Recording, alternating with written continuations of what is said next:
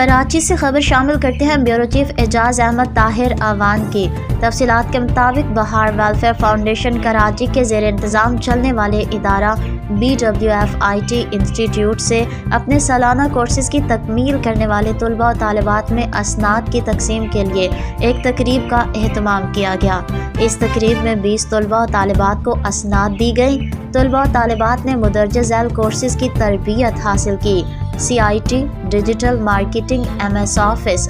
اس موقع پر جناب Tayyab Zubairi, commander retired Syed Pervez Iqbal, Saleem Akhtar, Murshid Raza, Shams ul-Huda, Shams, Abdul Rashid, Imran Khan, course instructor محترمہ شازیہ اور صدر BWF سید طارق شعیب بھی موجود تھے۔